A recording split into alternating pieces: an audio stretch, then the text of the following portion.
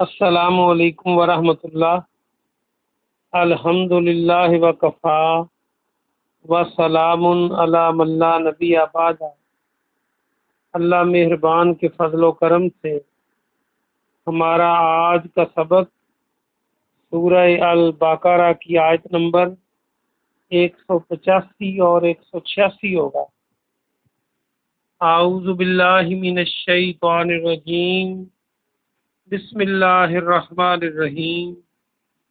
شہر رمضان الذی انزل فیہ القرآن، شہر مہینہ، رمضان کا، الذی جو، انزل فیہ القرآن، انزل نازل کیا گیا، فیہ اس میں القرآن قرآن، ہدی للناس، ہدن ہدایت ہے، للناس لوگوں کے لیے، وبینات اور روشن دلائل، بین ہم اردو میں بھی استعمال کرتے ہیں، واضح، من الہدا ہدایت سے، والفرقان اور امتیاز کرنے کے لیے، فرق کرنے کے لیے۔ فرقان کو دیکھیں تو فیر قاف اس کے اندر نظر آ رہا ہے جو اس کا روٹ ورڈ ہے۔ ہدایت اور حق و باطل میں فرق کرنے کے لیے روشن دلائل ہیں۔ یہ حق و باطل کو بریکٹ میں کریں۔ فمن شاہدہ، فا کے معنی پس، من کے معنی جو، شاہدہ موجود ہو۔ یہ شاہد حاضر کو کہتے ہیں، موجود،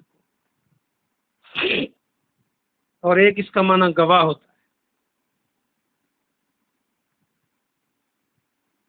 منکم الشہرا، منکم تم میں سے، الشہرا اس مہینے میں، فلیصم پس وہ اس کے روزے رکھیں۔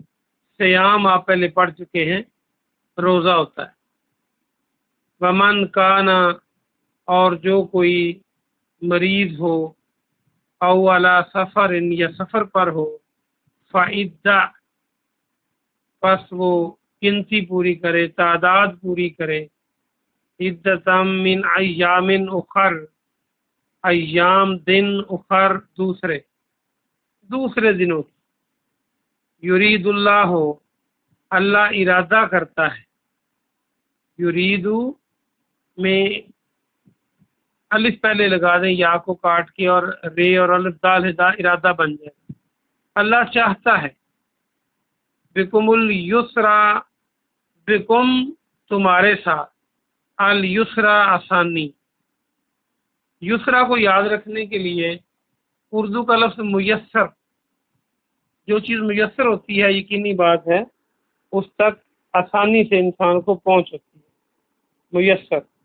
ولا یریدو اور وہ نہیں ارادہ کرتا، بکم العسرا تمہارے ساتھ تنگی کا۔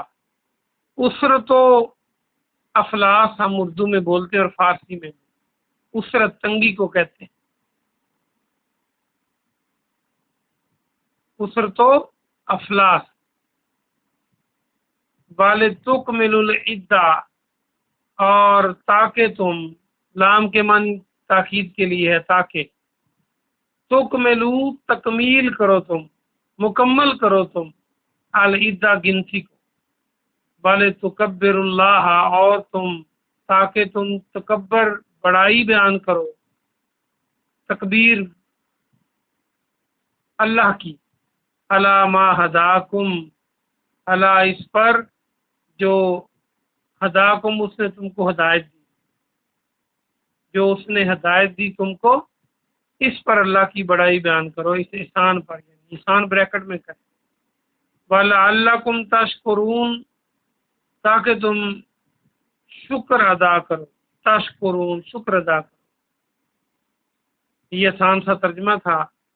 ایک ہی آیت آج پڑھیں گے، لمبی آیت ہے، تو آئیے ہم اس کی تفسیر دیکھتے ہیں۔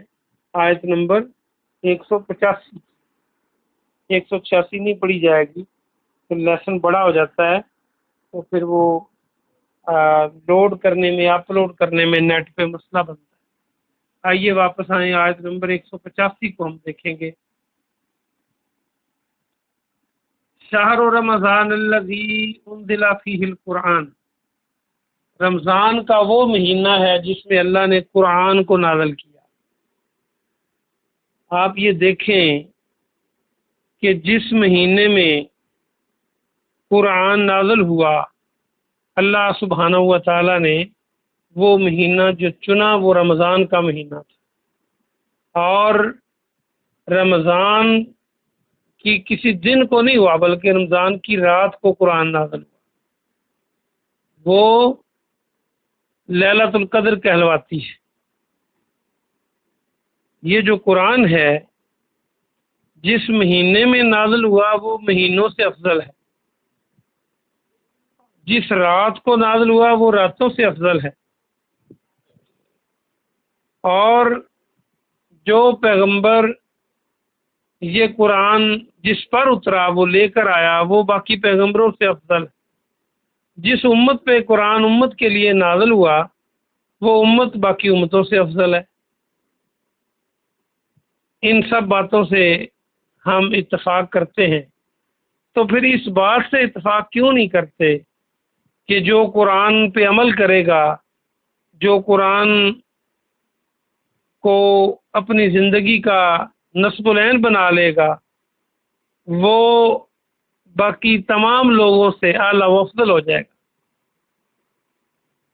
یہی قرآن تو ہے جس کے ذریعے اللہ نے قیامت تک کے آنے والے لوگوں کو ہدایت دینی ہے، جس کے ذریعے اور اس کی تفسیر میں، اس کی تشریح میں اپنا عظیم المرتبت پیغمبر بھیجا، جناب محمد رسول اللہ صلی اللہ علیہ وآلہ وسلم۔ انہوں نے جو جو بتایا وہ بھی وہی ہے۔ بات یہ ہے کہ صحیح حدیث ہونی چاہیے، وہ بات پیارے نبی جناب محمد صلی اللہ علیہ وسلم تک پہنچ جائے کہ واقعی انہوں نے کہی ہے۔ تو بہرحال رمضان کے مہینے میں قرآن کو اتارا گیا۔ اب یہ اس بات کا آپس میں اختلاف نہیں ہے کہ لیلۃ القدر کو قرآن نازل ہوا، کیونکہ لیلۃ القدر جو ہے وہ رمضان کے مہینے میں ہی ہے، تو ایک ہی بات کی تشریح ہے۔ دوسری یہ بات ہے کہ قرآن تقریباً 22 سال 2 مہینے اور 22 دن کے عرصے میں نازل ہوتا رہا، تو یہ کہا جا رہا ہے کہ ایک دن میں نازل ہوا، ایک رات کو نازل ہوا، ایک مہینے میں نازل ہوا۔ یہ اللہ سبحانہ و تعالیٰ نے اس کو آسمان دنیا پر بیت العزت میں ایک ہی رات میں نازل کر دیا، اور آگے پھر ضرورت کے مطابق، کافروں کے سوالوں کے مطابق، اور پیارے نبی جناب محمد رسول اللہ صلی اللہ علیہ وسلم کے دل کو مضبوط کرنے کے لیے اس کو آہستہ آہستہ نازل کیا گیا۔ اللہ نے فرمایا کہ یہ جو قرآن ہے یہ لوگوں کے لیے ہدایت ہے۔ اندازہ کر لیں قیامت تک کے انسان اگر ہدایت حاصل کرنا چاہتے ہیں تو ہدی للناس، انسانوں کے لیے ہدایت ہے یہ قرآن، اور اس میں روشن دلائل ہیں ہدایت کے اور حق اور باطل میں فرق کرنے کے۔ اگر کوئی قرآن کو بغیر تعصب کے پڑھے، اپنے ذہن کو خالی کر کے پڑھے، تو یہ سراپا ہدایت ہے۔ یہ پاسبل ہی نہیں، ممکن ہی نہیں کہ وہ ہدایت حاصل نہ کرے۔ اور اس میں جو دلائل دیے گئے ہیں وہ حق اور باطل کو الگ الگ کر کے رکھ دیتے ہیں، لیکن افسوس کہ مسلمان اس قرآن کو صبح و شام پڑھتے ہیں، اس قرآن کو حفظ کرتے ہیں، زبانی یاد کرتے ہیں۔ یہ قرآن ہر مسلمان کے گھر میں ہے، لیکن ہمارا رویہ اور ہمارے اعمال دیکھیں کہ لوگ ہم سے ڈرتے ہیں ہمارے ساتھ معاملات کرتے ہوئے۔ کوئی آنکھیں بند کر کے معاملات کرنے کو تیار نہیں ہے۔